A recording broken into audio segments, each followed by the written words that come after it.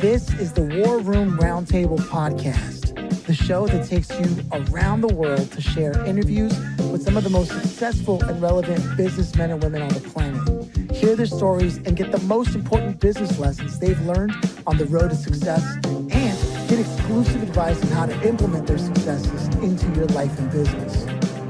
The War Room Roundtable is brought to you by your hosts, Jason Miller, CEO of Strategic Advisor Board, and Phillip Lanos, CEO of Own the Rhythm, and former podcast host for Entrepreneur and Inc. magazine.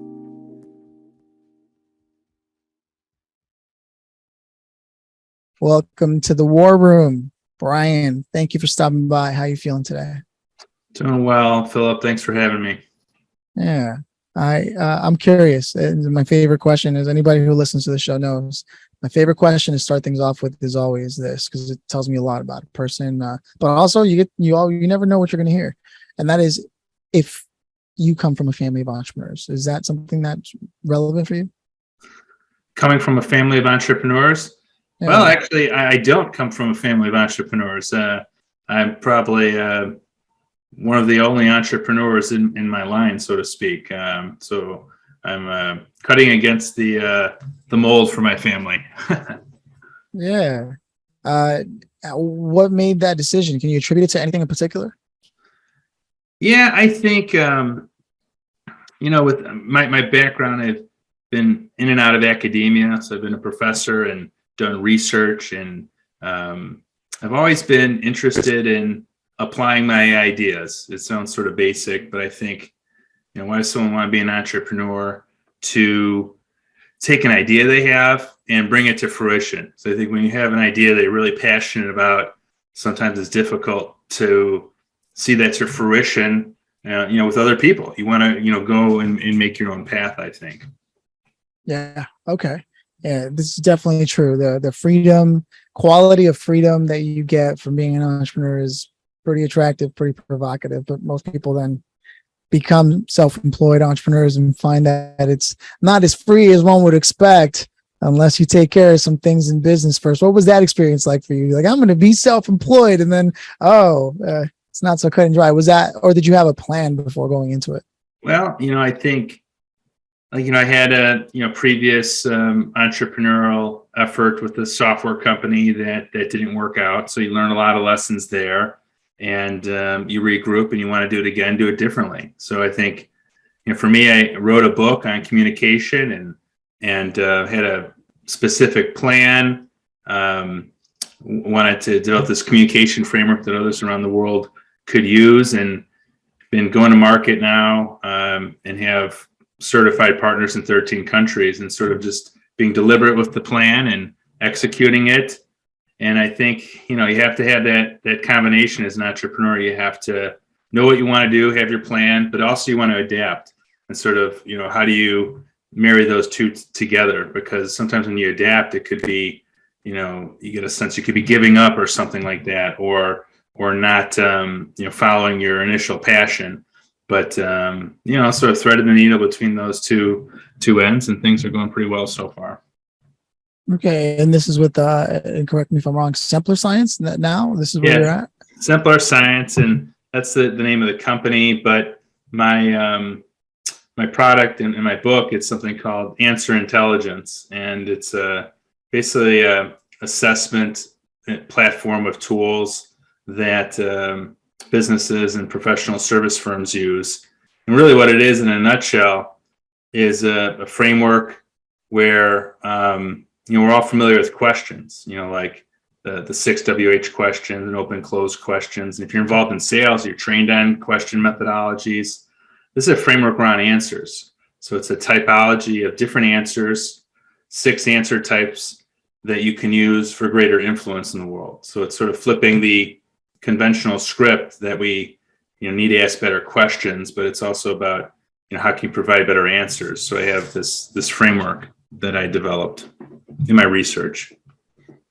That's interesting. It's tying back to your academia. That makes sense. How far back does this go? Even if your family wasn't an entrepreneurial family, was there that kind of nurturing of your curiosity growing up? I think so. I think with your parents, they encourage you to do what you want to do, right? I think, and to use your skills the best you can. So I guess, if I'm going to go back to the cradle of, my family, family encouraged me to play sports and excel at that, or, to study whatever I was interested in. So there's always sort of a openness to try new things and experiment, I guess. Okay. This book, this intelligence quiz framework, I should say, that consultants are using and the like, was this sort of what you originally intended to and set out to do? You were going to be this framework developer and such, or did you have other plans in mind and fell into this? Well, no, it wasn't something where, I was explicitly, connecting the lines in a straight line going forward, where I had this intention necessarily. I think in academia, they say you often do research on things you're not good at. And, so I was not good at a lot of things, but, communication, I always felt like, I had something to say, whether it was outside of academia and I maybe wasn't understood. Before I went to academia, one of my bosses wanted to hire a communication coach for me. I thought I was pretty well spoken and clear, but, and then as a professor, maybe didn't feel understood.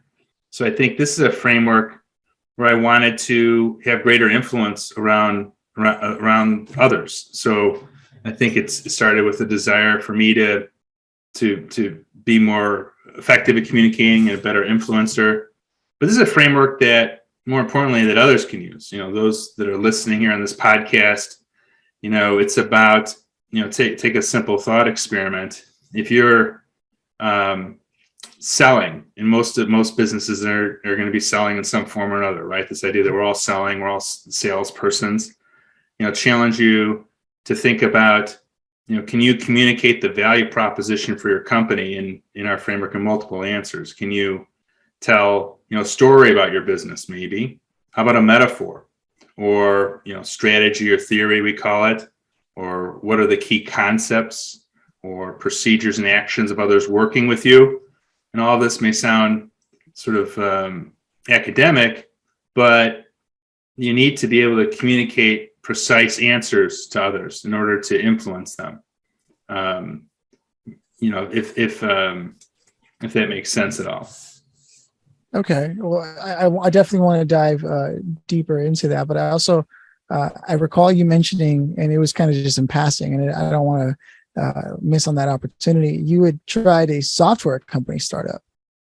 Yeah. Right. That in itself must have been an incredible education in business as a whole. Yeah, I think so. I mean, I think what you learn about different businesses, they have different business models, different capital requirements, different resources.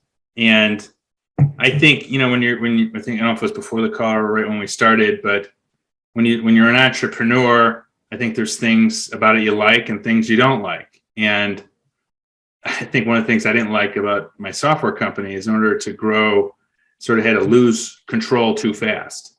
And that wasn't something I really wanted to do, reliant a lot on others in a way that maybe required additional capital in the company, losing control. You had certain growth targets you had to hit, which is fine, but you have to sort of know those constraints. So my most recent business, I've developed something that can grow much more organically and sort of control.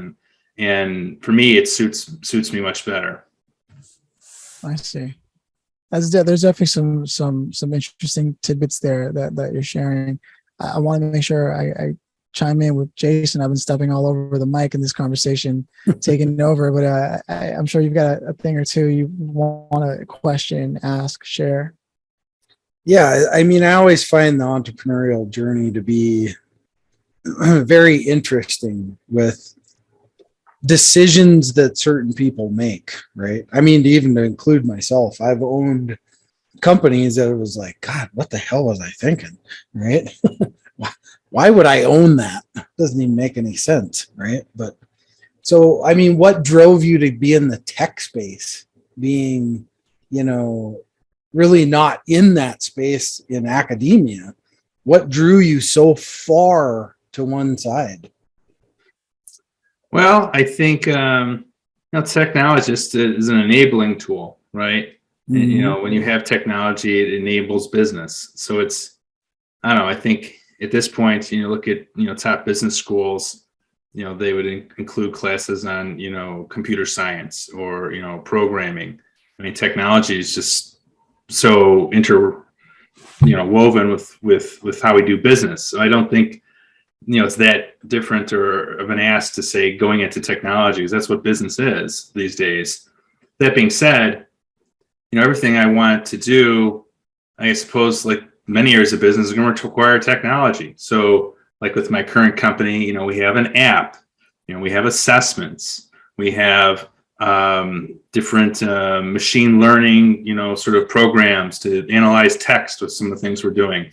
So I couldn't imagine doing a business now without having technology. I think that's the simple, concise answer. So did you pull a lot of that knowledge over into what you're doing now from that tech experience? Yeah, I think so.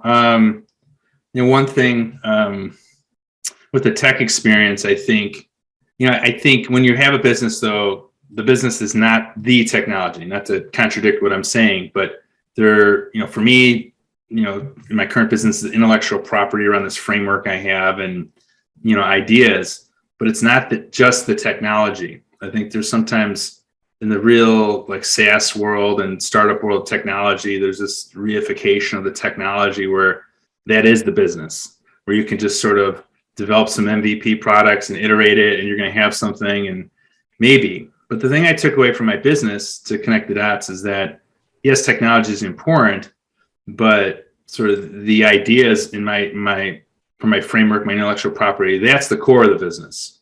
So what I find myself gravitating to a lot to, there's a lot of technology, I think, out there for entrepreneurs that's very scalable. You can invest wisely in technology. For example, there's a lot of no-code solutions out there, and there's things you can use, and I think that's where things are going to be going. I mean, you just take a look at websites. Probably most of your listeners are familiar with perhaps developing a website. You used to code that, custom code a website. Now you have all these platforms like Weebly or WordPress, and it's no code or low code. Well, that's where things are going with so many other applications. So anyways, you can be smart about understanding how to use technology, but technology should never be the centerpiece of your company. I think that's one thing I took away from my first experience. Right. Before creating the answer intelligence framework and getting it set up and having people adopt it, is there any?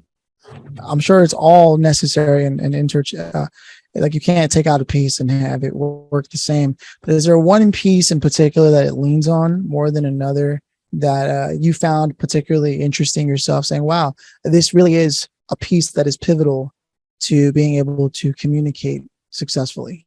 I'll give you sort of one of the tips of the framework. I mean, your patrons can go to my website, raiseyouraq.com, and there's some pictures of some visuals. One of the ideas that I think really connects with the audience is that, this is a framework of questions and answers. So there's important why, what, and how questions. So if I was asking you, Phillip, on an interview, maybe you're interviewing for a job, and I might say, what is leadership to you? Okay. Or it could be a why question, a very important question. In our framework, you can answer twice.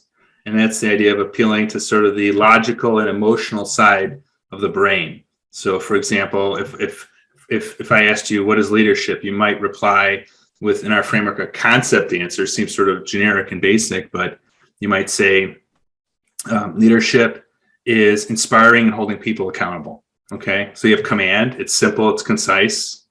And then you might say it's a metaphor, it's like two ropes, and I'm holding my fingers up for those that can't see it.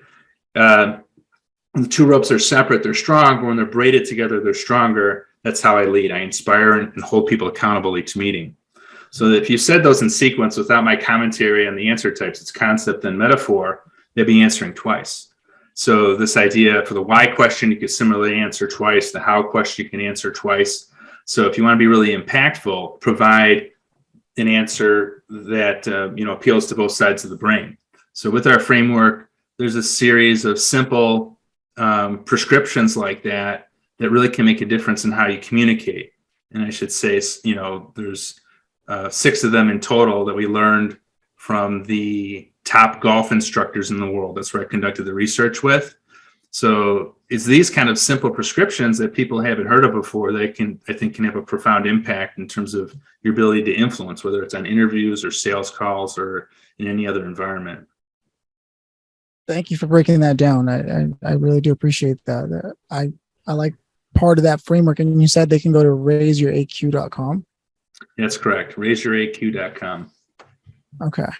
And now, what has the adoption been like for you? Like, have you iterated it as you continue to work with companies and entrepreneurs and say like, oh, you know what, you yourself had to update the framework itself to begin to match?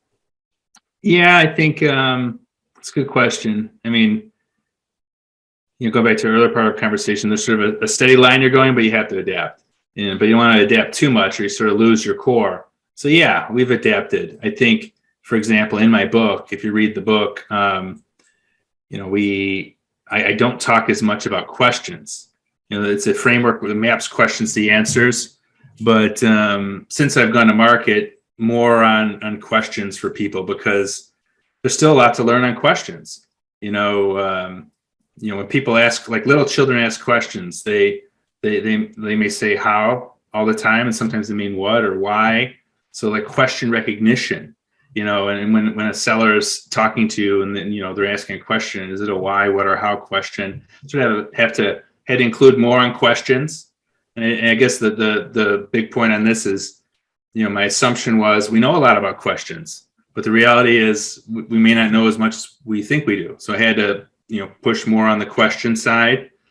And then in terms of, 2 other points I'll make is, as we went forward with this, I think one thing with an entrepreneur's journey, particularly if you're growing organically, is you have to do a lot.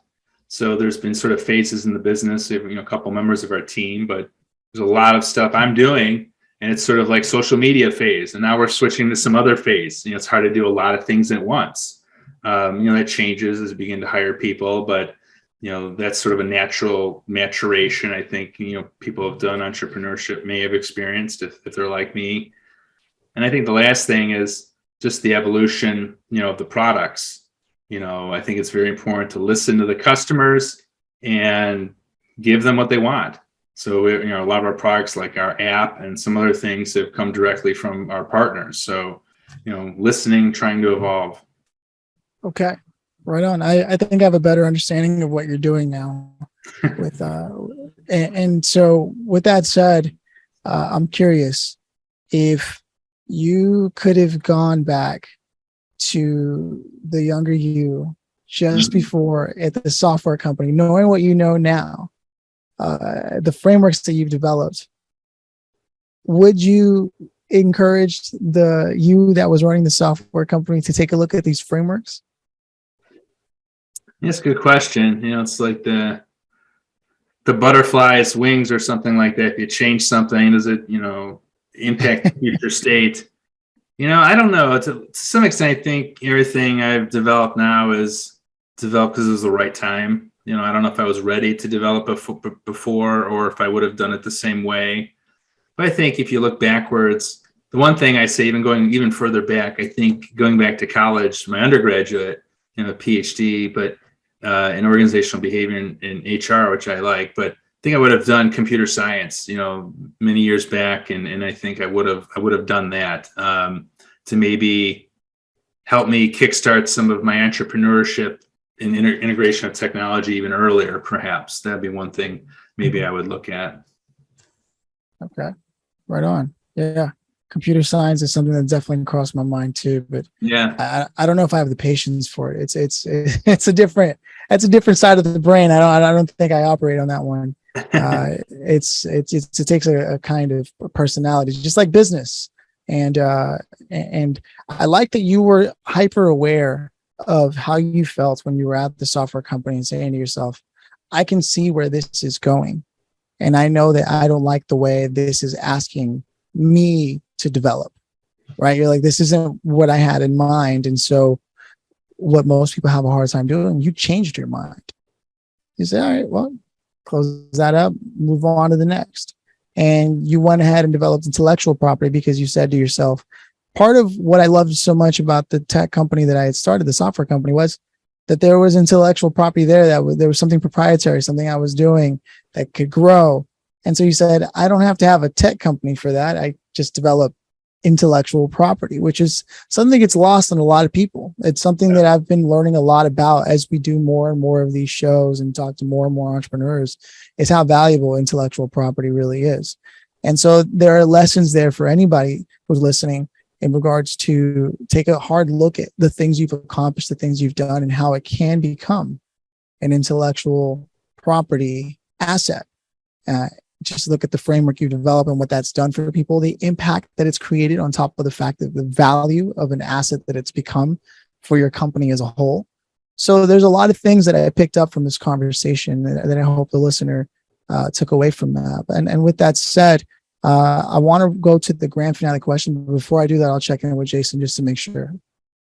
I'll only say this. You ask almost anybody that knows me, I hate tech.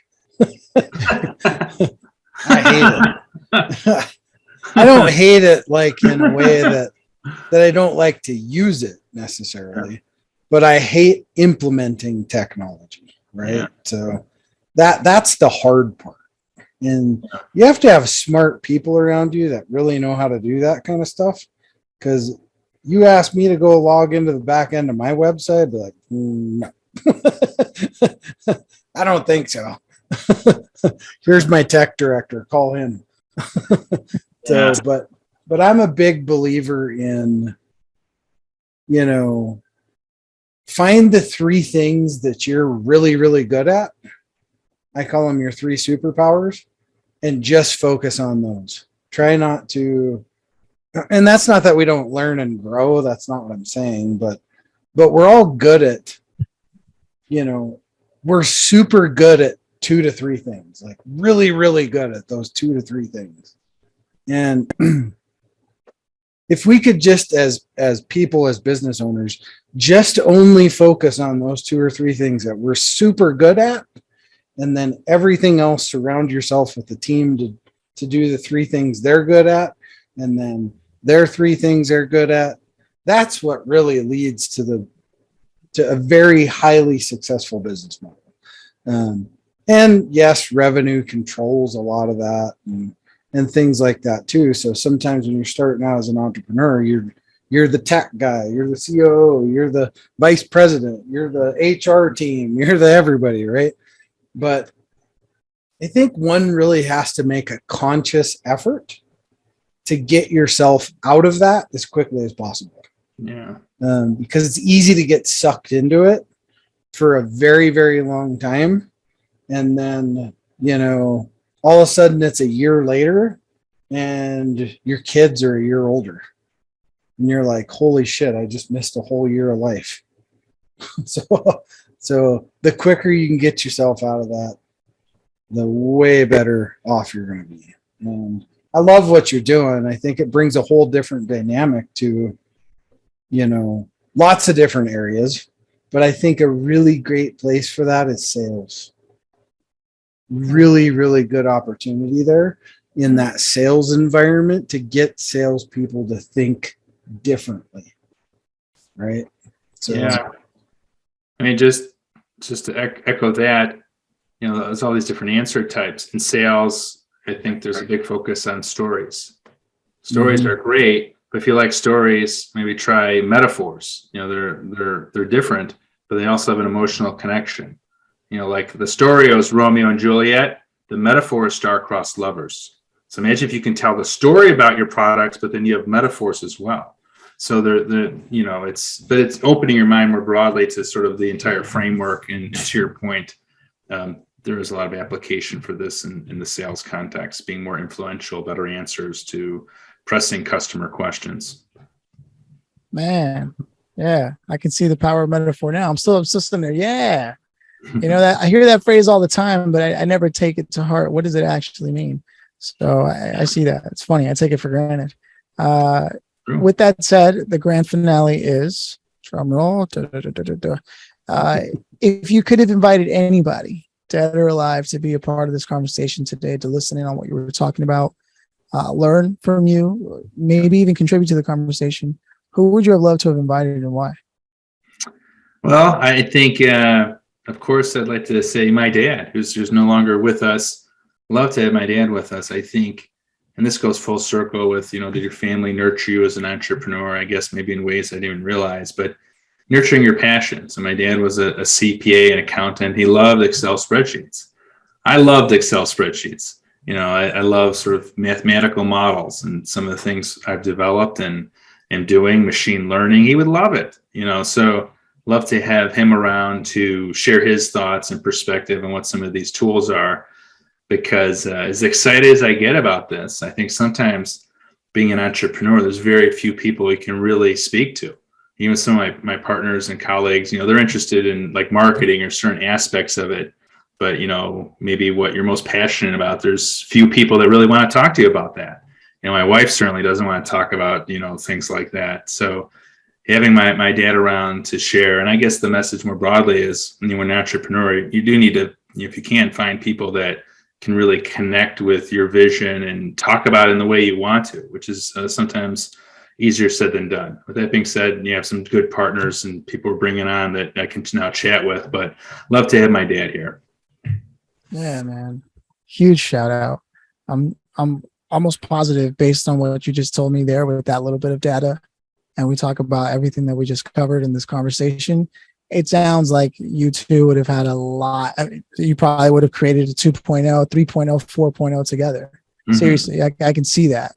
So for me, I love those answers because they just go back to what we've seen time and time again in these conversations of the humanity and the similarities that we all carry, yet the differences just take us a few degrees in different directions, but the path, the obstacles that we meet, the transformation that's required, the self-awareness that's required in order for that transformation to take place in the first place, all of that is just, it's ubiquitous. We see it everywhere. So I'm really, really glad that we had a time to dive into your story. I can't thank you enough. I want to reiterate, people can go to raiseyouraq.com, I believe. Is that correct? That's correct. Right on. And then I'll turn it over to Jason to close this out. Yeah. Well, thanks first and foremost, sharing your story, sharing your journey, sharing just enough about what you do to make it make sense. I think the work you're doing is important. As we talked about, week or so ago, about when we talked before, I think what you're doing is important. It's an impactful. So, keep driving forward with that. And, people see value, right? I mean, so sometimes it's our job to just make sure that they see it. That's all, right? Make sure people see the value in the things that we're doing. And sometimes that's the failure we have. We know we have something really great, something really good, can impact a lot of people, but we put it in front of their face and they don't see it. And there's only one person to blame, and that's us, right? So we have to make people see the goodness that it can bring into their lives. And there's a lot of good there. That you guys are doing great work over there. And thanks for taking a little bit of time to come here and share what you're doing with our audience. And it's been great having you on the show. Just want to say thank you, Jason, Phillip. I really appreciate the opportunity. So thank you very much. It's been a pleasure. Cheers. Cheers.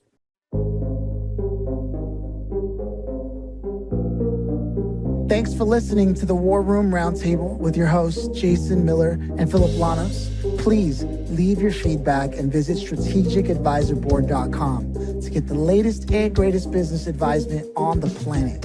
Follow us on social media for updates, and always remember, if you can dream it and believe it, then you can go achieve it. We'll see you in the next episode.